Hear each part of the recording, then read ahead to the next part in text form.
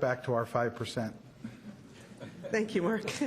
And he left out a few caregivers. My name is Martha Baker, and I left Jackson this morning. The Secretary of Labor was there with Donna Shalala and Carlos Magoya, and kind of honoring the best public hospital in this country and the work we do. And the navigators were being honored. And so those are non-healthcare workers that are also part of our union and part of our team at Jackson, along with AFSCME, that help to deliver the best care, get those unfortunate, whether unemployed or poverty-stricken members of this county to get health care. And I wish we could focus more on those tasks than, as John Rivera said, on Groundhog Day. This is I think, a miserable place for all of us to be again and again and again. And the only thing I would correct on my sister, president of AFSCME, is you guys did the right thing. You did it. It was the veto that put us back here today. It was not you. 8 of you decided to stop taking the 5% for beyond 4 years. This is 4 years of taking from the pockets of hardworking people to fill a hole that was caused by the recession and the property taxes. This is time to say gracefully, thank you. You not only deliver great care at Jackson, you not only climb down sewage holes when we need you in a storm, you not only save lives on the streets, but when we needed it financially, you took from your pockets and your family and helped us out with this $400 million that obviously nobody at administration or on this dais could do without us. We were proud to do it. It's time to gracefully say thank you and get back to having respect. We're not even asking for raises. There's been no raises. Nurses and doctors will tell you 7 years. Those Jackson North nurses will tell you they haven't had a raise in 7 years. Now the slide, my first slide, is not going back over all the concessions that you know too well. We're asking to stop 5 of the 16%. The other 11 is going on. And as Sally always says, we're the ones that work under bosses at Jackson that don't give the 5. That's in our face. This is an individual impact, and I think that Jackson, as caregivers, I don't know, many of the other professions outside of the healthcare workers certainly isn't my expertise. But the nursing shortage is looming, the pharmacy shortage is looming, the primary care physician shortage, the ER doctor shortage is amongst us. It's been there. It's only going to get worse as we try and give, hopefully, 40 million more Americans health care. Where are the caregivers coming from? We're pushing them to Baptist. We're pushing them across the street. We're pushing them to Memorial. We haven't given them a raise in 7 years. Nurses are out of school since 2010, making the same $25, giving 16% in concessions that they did in 2010. They won't stay forever. And that's the statistics I want to run by you one more time. An individual nurse came to Jackson in 2010, making $25 and some change. With the 5% concession, she's making $24.77. Today, with the 16%, she's making $22.42. In good times, with normal raises that Baptist and UM and Memorial are giving, they're all at $30. They can go across the street to UM today and make 29 bucks. We're pushing them there. They look at me, it's how long do we wait? We want to stay here. We love the mission of this hospital. So over the past 44 months, the next slide, the cumulative impact of these concessions, and this is the data that was calculated back in December. We've got another month on the books now. Over $40,000 for a single employee alone. Next slide. The nurses are leaving Jackson. I have to go to management and say, you guys, have you looked at our nurses? Of the ones we hired in 2010, 49.4% have left already. We come, we train them. It takes a couple years to train a good nurse, and they leave. That's why the numbers for 2012, 11 and 12 are not quite up to the 50% mark yet, because there just hasn't enough years of experience passed. If we keep this up, they'll be gone. They get oriented, trained, and leave with great credentials. Next slide. This is the looming statistics we got against us. Only under the age of 30 is 7% of our nurses in all of Florida. Where are you going to get them? When you push them out the door at Jackson, the other places are loving it. Mark tells a story when he was over at Baptist, and we're still beating him up for going to Baptist, but when he was at Baptist, that nurse manager told him, we're not hiring new grads, we're not training them, we're just opening our arms to those Jackson nurses. We love it. You know the nurse who testified here last time from the ER? Said she was one of 7 left in the ER that was hired this last year? She's at Baptist today. She left since we last talked. It's real, they're leaving.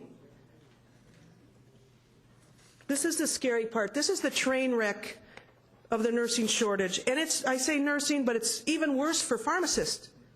It's even worse for primary care physicians. This is the one that probably has the most data and certainly is the biggest number of any part of the healthcare team. Next slide. This is the financial craziness. It costs us 1.3 times their salary to train them, and then we're giving them away. We are throwing millions of dollars down the tubes, losing our nurses we hire each year and train. Next slide. Now, how do you know we don't have enough nurses? All you got to do is look at the overtime. $33 million on overtime and agency last year at Jackson. $33 million. That's over 335 full-time FTEs. We're short. We're pushing them out the door. Hello? These are bigger than just a 5% of the money we earn coming back to us. This is about getting back on track. You can't keep healthcare workers there for flat wages, let alone concessions. Those concessions have got to end, and we got to get back to business. I think that's the vital statistics that I wanted you to see today, that your decisions at Jackson, have deeper hits than just the 5%. And we're working against the care delivery. We're going to build great buildings with our $830 million, and we're going to be paying out the nose for agency and overtime because we don't have the caregivers to do the jobs we need them to do. This has got to stop. Groundhog Day has got to end. Thank you, and I just want to thank the team behind me for finding the time in their crazy days. I was looking at overtime. Many of them are supposed to work 3 days a week. They're working 5 days a week. They found a way to get. I don't know if I can get down here. My floor is so short. I don't know if I can get down here. So special thanks to you who found the way to get down here and let your voices be heard. Thank you. Continuing on with our presentation from 1991, we have a few closing remarks that are important. First, even the ability to have some of this surplus comes from a labor management model that's starting in its infancy at Jackson under its leadership and under Martha's leadership that is really beginning to work. And so when you say to employees, we need to address our fiscal situation and go from red to black, and you actually say, I'll sit and listen to you, which is what's happening at Jackson. It's in its infancy. It has a way to go. It's amazing things that could happen. It's amazing, from infection rates to shortening the length of stay at the hospital. These nurses and doctors come up with ideas that are unbelievable. They have a boss that's willing to listen. They have a boss that's willing to share it. When we have negotiations, you ask for information, you get it. When you say something's a non-starter, like tearing apart our workforce and doing different things, they say, we hear you. Then let's look for another solution. When they come back and say we need to work on a bond passage, we show up. That's the county that you're used to.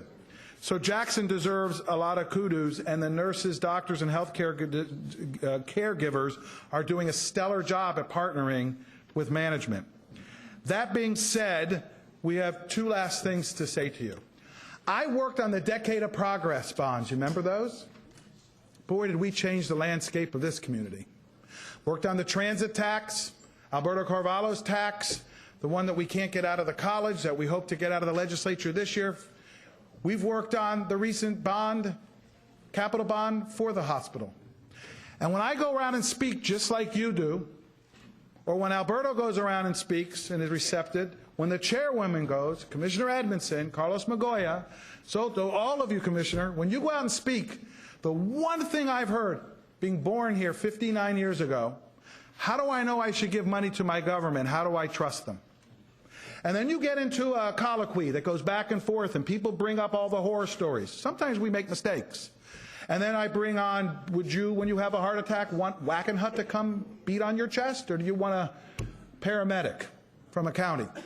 Do you want to privatize water? Or do you want to know the government cleans your water? And we go through all the amazing good things, and they have the amazing doubts that they have, which are fair. Do you know what wins them over, Commissioner?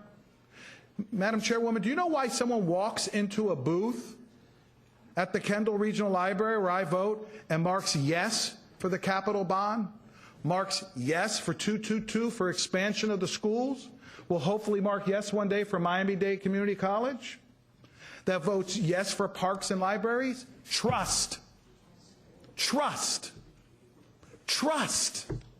Think about it. We look at them and say, an even sidewalk so you don't tear your meniscus? That's good. Government makes the sidewalk straight. We tell them, getting your kid to chemotherapy at the Mailman Center, we'll get you down there on one of our buses as shorthanded as we can. Trust. And every time they put their trust in, and the taxpayers want you also to have the trust of your employees.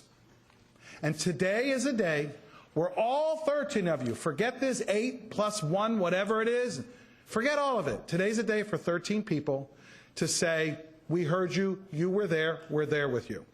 Last, and I'll conclude, we read all the memos, we're not dumb. We're asking us for 5%. We're not asking someone to run in and make the first motion for 4 or 3 or to do whatever. We think the 5%, like our our solid waste colleagues and our airport colleagues are. We respectfully, on behalf of all the workers, from police to nurses to janitors, to people who have excrement on their shoes right now, to someone that is an emergency room doctor that is beating a chest back to life with the paddles. For every one of those people, show them today with a 5% give back. Enough votes to override the veto. Let's do this as a community and bring the community back as a whole. We rest for all of the unions. Thank you, sir. And if at any point when questions are made, you need to come and amplify